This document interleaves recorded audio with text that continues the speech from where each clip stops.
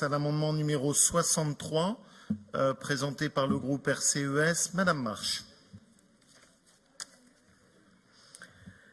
Oui, après la pollution de l'air, on va parler de la pollution lumineuse, qui est aujourd'hui un sujet réel dans nos villes et nos campagnes. Trop d'éclairage nocturne nuit gravement à la biodiversité de nos territoires.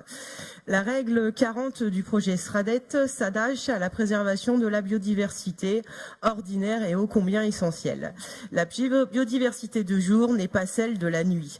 C'est pourquoi il nous apparaît nécessaire d'agir au niveau de l'éclairage public. Le besoin est énorme et il faut agir vite. Actuellement, plus de la moitié de ce parc est jugé obsolète et surconsommatrice en énergie. Près de 40% du matériel posé à plus de 20 ans selon un rapport de l'ADEME.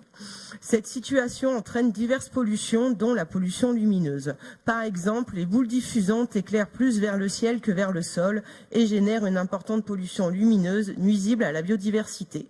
L'éclairage artificiel des communes, dont l'objectif est de faciliter la vie humaine, peut avoir paradoxalement des effets nocifs sur cette dernière lorsqu'il est mal employé, notamment lorsque les points lumineux fixés sur une façade viennent perturber le sommeil des particuliers.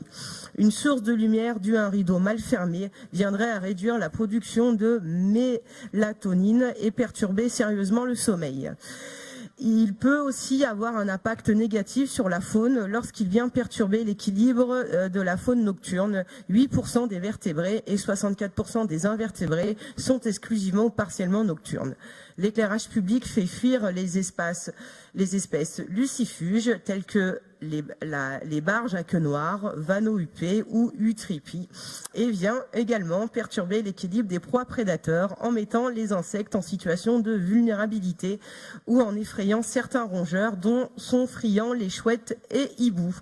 Autre effet, la lumière artificielle détourne les oiseaux migrateurs de leurs itinéraires. Et ce n'est pas seulement la faune qui est touchée puisque les rythmes biologiques des végétaux se trouvent perturbés. Comme de nombreuses activités humaines, un éclairage nocturne vétuste ou mal optimisé peut avoir des effets destructeurs sur notre environnement.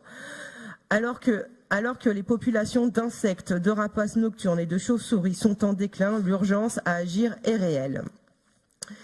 Par ailleurs, l'éclairage représente 15% de la consommation mondiale d'électricité et des émissions mondiales de gaz à effet de serre. Des solutions existent.